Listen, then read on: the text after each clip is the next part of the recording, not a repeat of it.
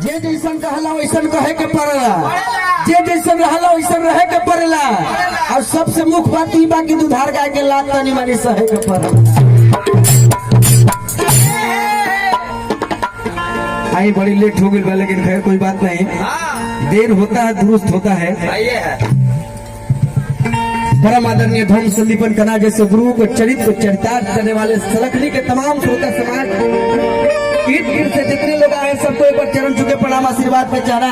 एक बार दोनों हाथ उठा के बोल शेरावाली मैया की, लक्ष्मी मैया की, जोगना वाली मैया की, हर हर महादेव। आप लोग में एनर्जी खत्म हो गया है क्या? हाँ नारियल, हमको लगता है कि पूजा पाठ नहीं किया था इसलिए टावर इनका धक धक नहीं पकड़ रहा था। हो रहा है। हाँ बड़ी खुशी की बात है कि आज लगातार तीसरी बार हमारे आदरणीय गार्जियन के माध्यम से, हमारे इनकेश्वर चचा के माध्यम से, नील भाई के माध्यम से, हमारे सभी भाई लोग के लिए, क्योंकि नाम बीच में बोलता रहूं पर कमेटी के जितने लोग सदा से जोरदार ताली बजनी चाहिए।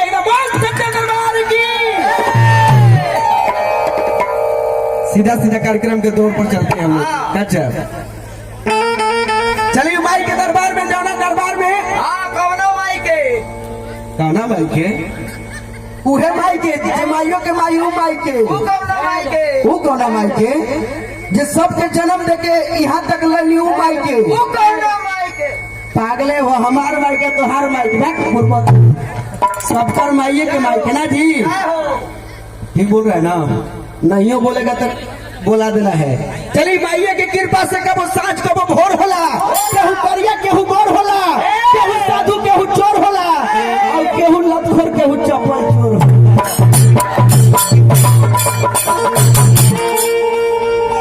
एक बार आप लोग दोनों हाथ उठाएंगे मेरे भाई लोग, जितने भाई हमारे सपाटी हैं, नन्हे वाले बच्चे, दिन बात रात होई में करी, बदरी बात बरसात होई में करी, यदि सच्चा हुई हमार तो हर प्यार, तो फिर कहियो न कहियो मुलाकात होई में करी। भाई कैसे की शुरुआत जब हो जाला बढ़िया तो सब हो जाला दादी भैया। कार्यक्रम के गाज हमारे बेंजो के उस्ताद राजू भैया बेंजो पर संगत कर रहे हैं। हमारे छोटे भाई बहुत अच्छे ढोलक प्लेयर राजेश भाई हैं, बहुत अच्छे पैड माफिया हमारे दीपक भाई, अखिलेश जी हमारे छोटे भाई गीतकार सह गायक सोनू प्रजापति जी, हमारे बगल में रजनीकांत ब्यास जी हैं, हमारे बहुत अच्छे कलाकार गायक करण राजा जी हैं। जोरदार ताली बजनी चाहिए और प्यारे साउंड के लिए। चलो भैया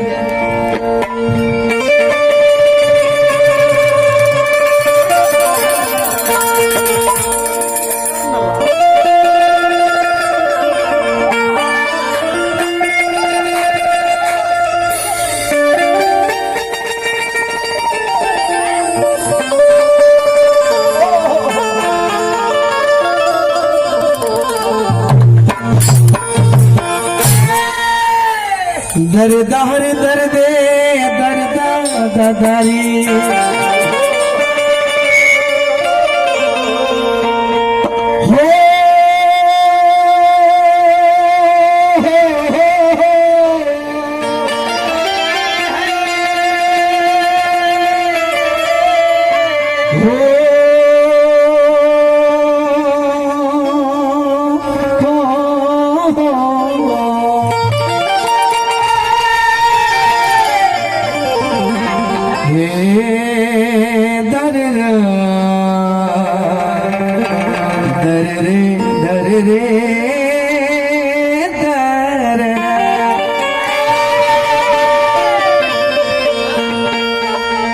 दरबार हजारों देखे हैं, दरबार हजार देखे हैं, कि पर तुझ जैसा दरबार नहीं,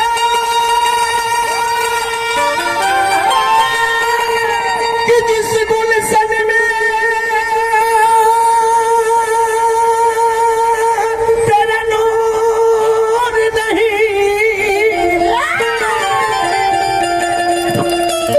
ऐसा कोई गुलजार नहीं। तो दुनिया वालों से मैं क्या रे मांगू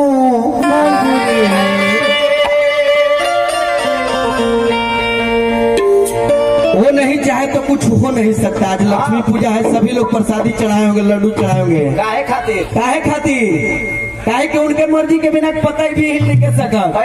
वो नहीं चाहे तो कुछ हो नहीं सकता। पूरे गुलजार में फूल खिल नहीं सकता। आदमी तो आप ही है मेरे यार, उनके मर्जी के बिना पत्ता भी हिल नहीं सकता।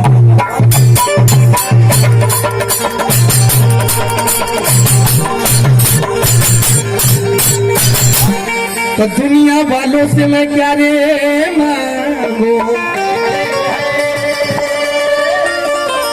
दुनिया वालों से मैं क्या रे मांगू, दुनिया एक भिखारन है।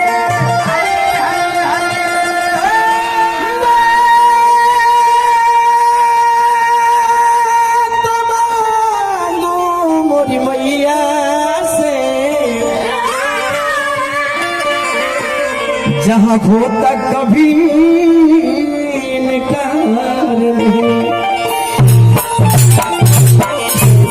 अच्छा एक बार आपकी जगह जगह हाथ मिला लक्ष्मी माई के नाम पर हाथ उठाएंगे। जिसको मिला होगा हाथ, दोनों हाथ।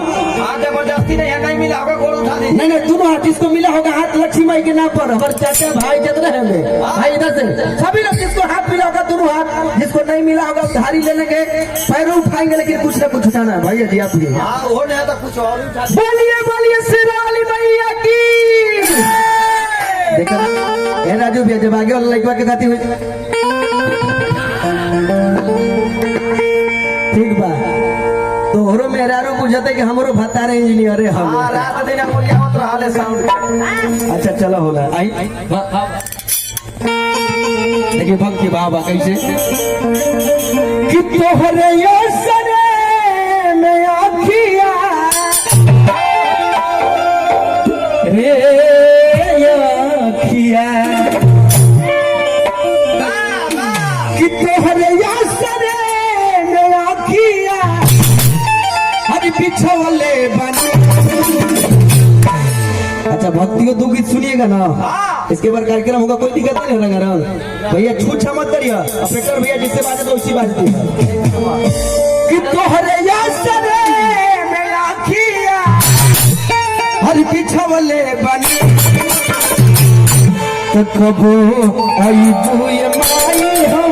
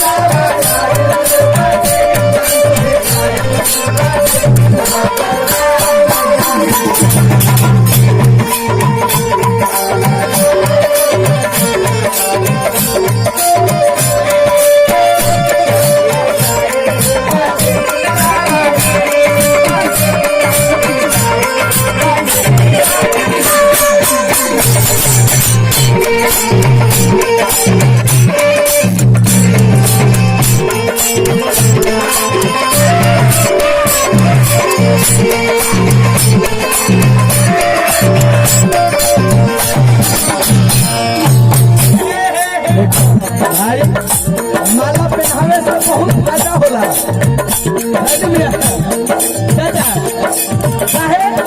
माला पहनाते एनर्जी बढ़ गई कि नहीं भाई?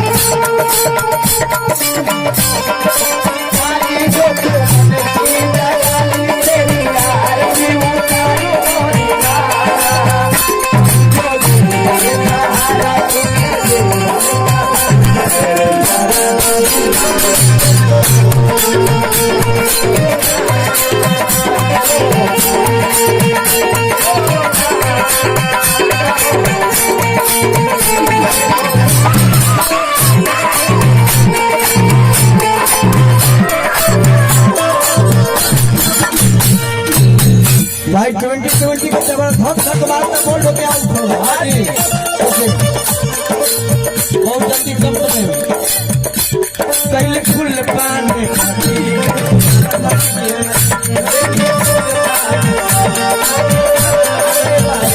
कैले फूल पाना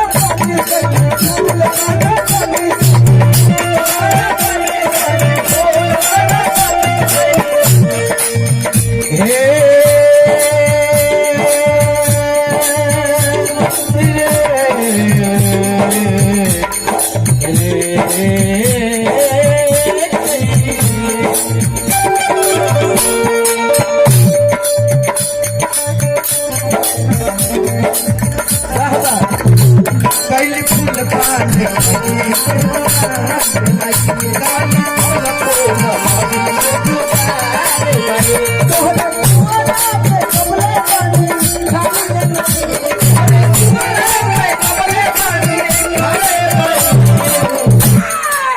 दिया न गैया के घी से